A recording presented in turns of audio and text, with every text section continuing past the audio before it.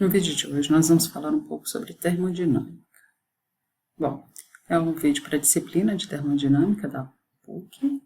Meu nome é Cristiana e o livro-texto que a gente adota nesse curso é Princípios de Termodinâmica para Engenharia, a 8ª edição, e os autores são esses, os principais Moran e Shapiro. Bom, a gente vai começar pelo capítulo 1. Capítulo 1, o título dele é Conceitos Introdutórios e Definições. Então a gente vai ver principalmente os conceitos básicos que a gente precisa para poder aprofundar nesse tema. Então a gente começa explicando o que é termodinâmica. Então a termodinâmica é a parte da física que estuda as leis que regem as relações entre calor, trabalho e outras formas de energia, a disponibilidade de energia para a realização de trabalho e a direção das trocas de calor.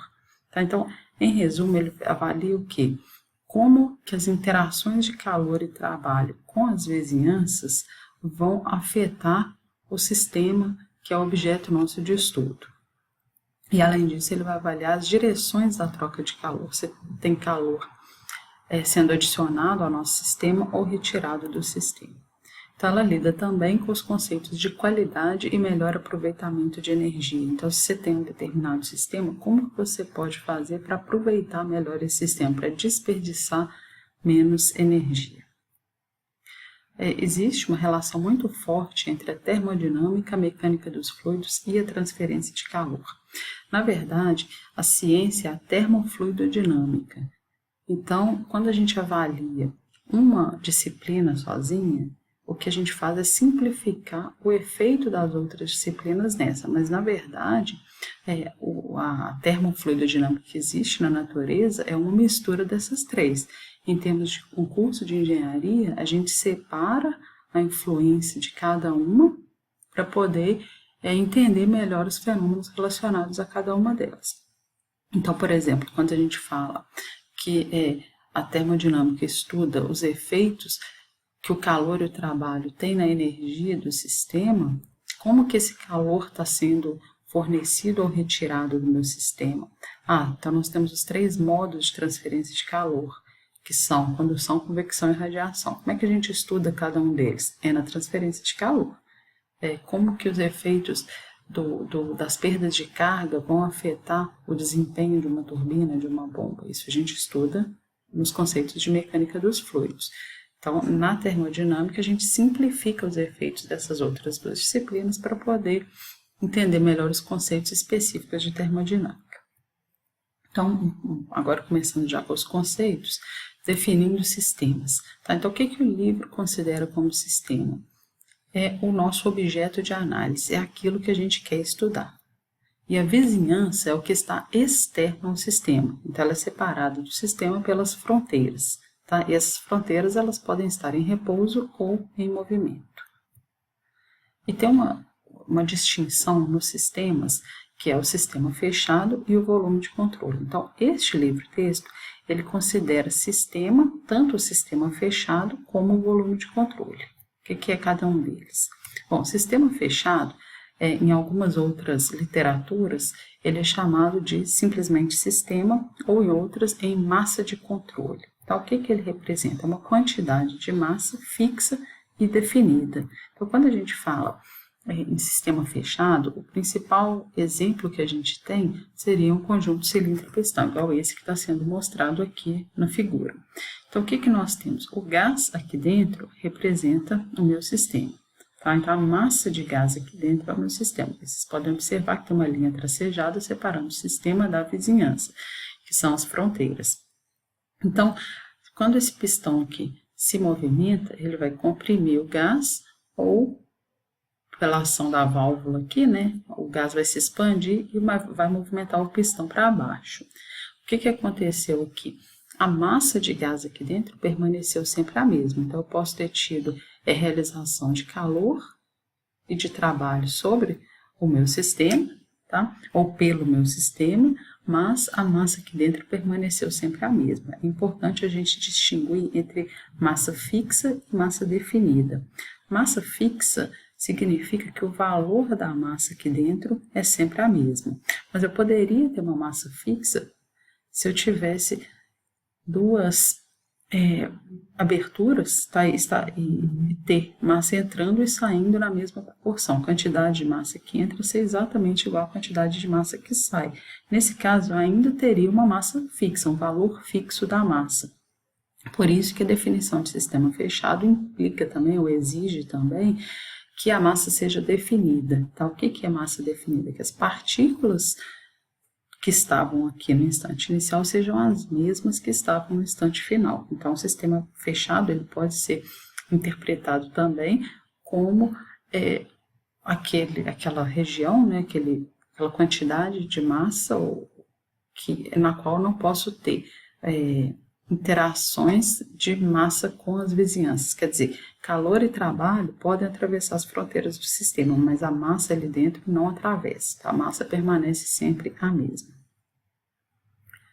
E tem uma outra definição, né, de sistema isolado, que seria quando eu tenho aquele sistema que não tem nenhuma interação com as suas vizinhanças, nem interação de calor, nem de trabalho. Então, a gente chama esse sistema de sistema isolado. O volume de controle já é um pouco diferente. Ele é chamado também de sistema aberto. Tá? Ele é o que? A região do espaço que interessa para a gente. Então, aqui, o exemplo do livro, né, é um motor de combustível. Tá? Então, o que eu tenho aqui? Eu tenho meu motor, aí eu posso ter, nessa figura fica melhor para a gente visualizar, né? Uma entrada de ar aqui, e aí entra combustível, tem a queima desse combustível. Quando esse combustível é queimado, ele consegue, né, gerar um eixo para a produção de trabalho e saem os gases de exaustão. Bom, então o que nós temos? A fronteira, tá, que separa o nosso sistema da vizinhança, tá? Sistema mesmo, não sistema fechado.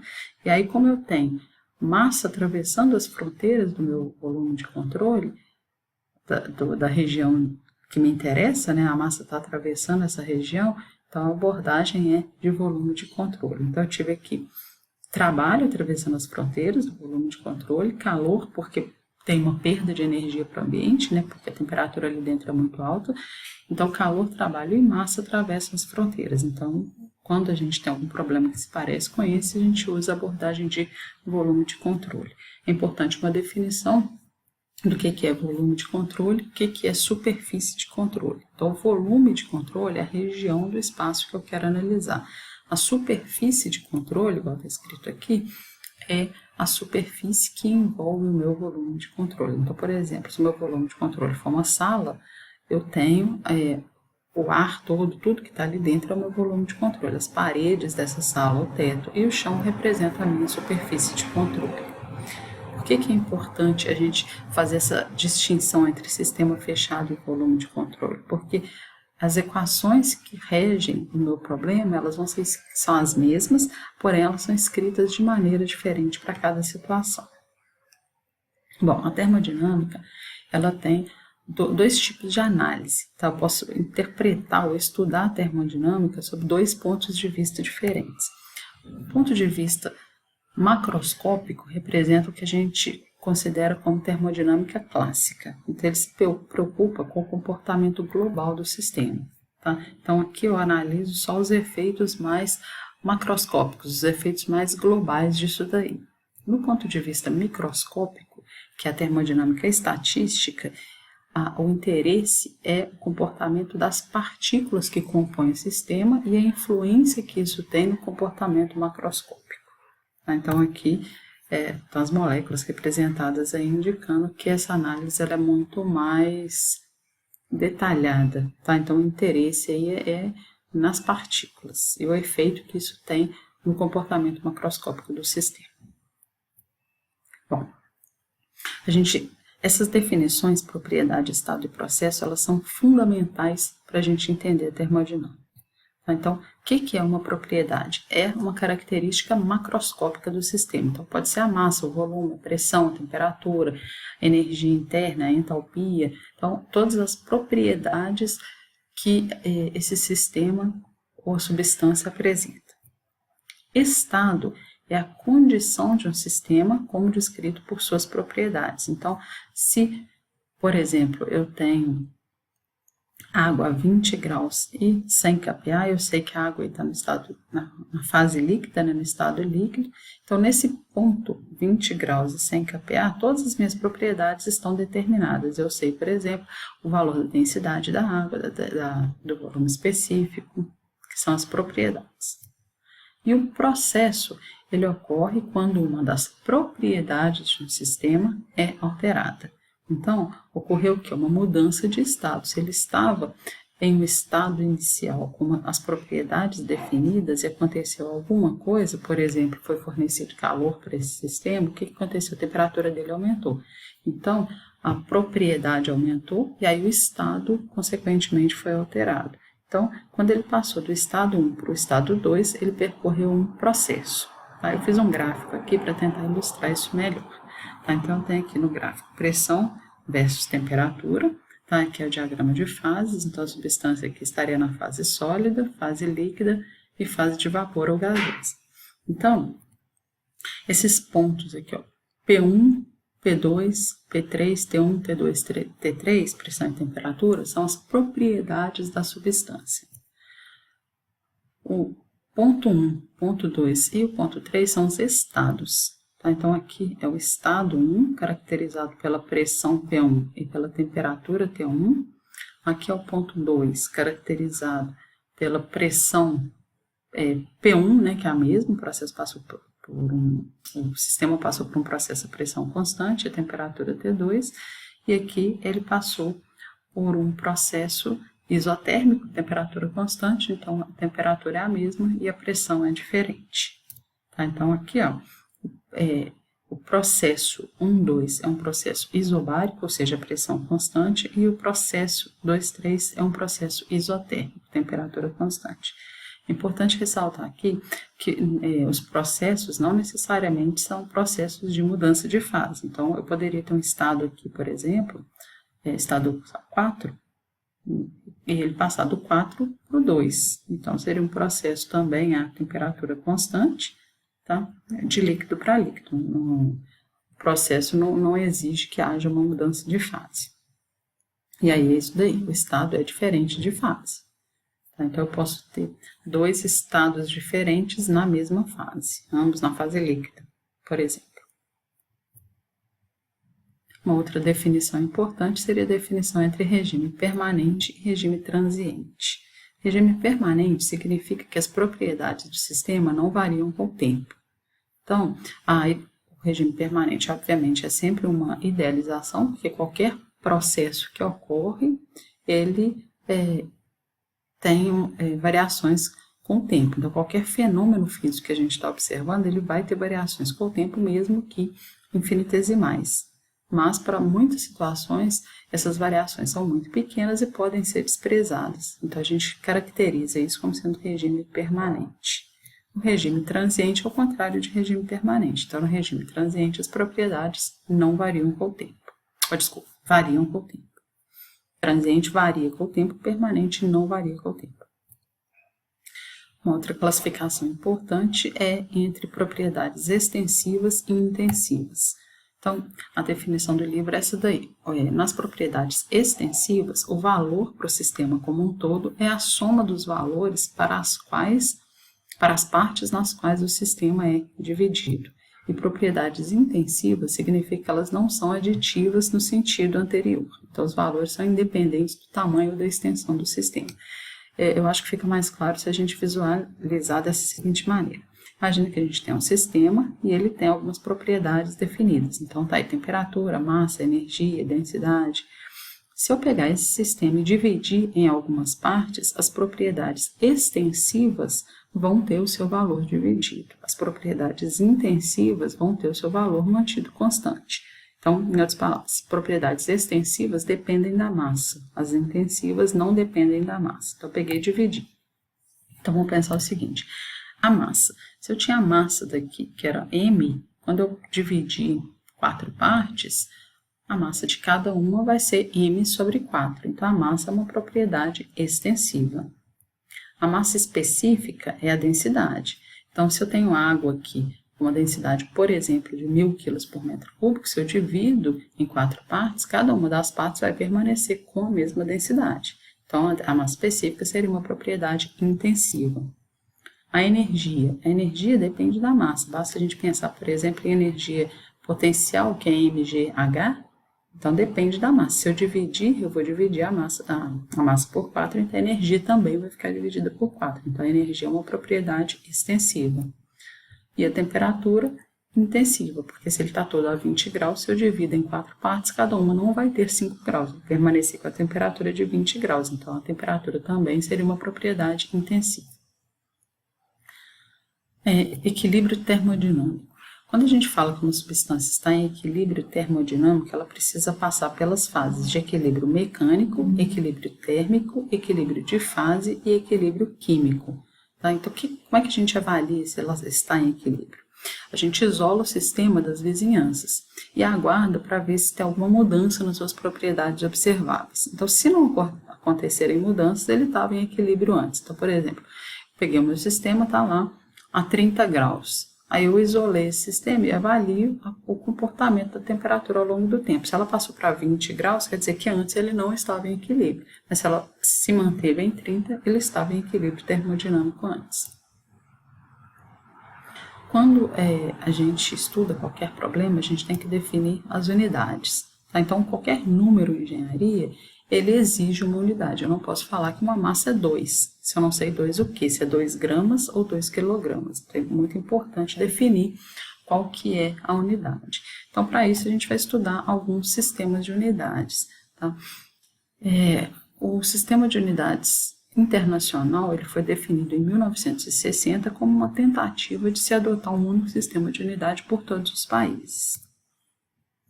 Para se definir um sistema de unidades, são necessárias 4 dimensões básicas ou primárias, deixando de lado as grandezas eletromagnéticas. Então, no sistema internacional, essas dimensões básicas ou primárias são massa, comprimento, tempo e temperatura. Então, o símbolo aí de massa é o M maiúsculo, de comprimento é o L, T minúsculo é o tempo e T maiúsculo é a temperatura. Então, a unidade de massa definida no sistema internacional é o quilograma. De comprimento é o metro, de tempo é o segundo e de temperatura é o Kelvin. Tá? Primeira coisa, a gente não fala graus Kelvin, fala Kelvin. E uma observação é que a gente, no Brasil, né, a gente tende a usar mais a unidade graus Celsius, mas como ela não é uma escala absoluta, ou seja, ela assume valores negativos, a gente precisa de uma escala que vai de 0 até um limite superior, que pode nunca ser alcançado, né? Mas ela não pode assumir valores negativos, então a escala Kelvin satisfaz esse requerimento. A partir das dimensões primárias, a gente consegue obter as dimensões secundárias, as mais importantes, a força e a pressão. Então, como é que eu acho a unidade de força? Bom, a gente vai pela definição. Se força é massa vezes aceleração, a unidade de força é a unidade de massa vezes a unidade de aceleração. Então, a unidade de massa é o quilograma, de comprimento é o metro e de tempo é o segundo. Então, quilograma vezes metro por segundo ao quadrado é o newton. A unidade de pressão é a unidade de força por unidade de área, ou newton por metro quadrado, que a gente chama de Pascal. No sistema britânico, as dimensões primárias são força, comprimento, tempo e temperatura.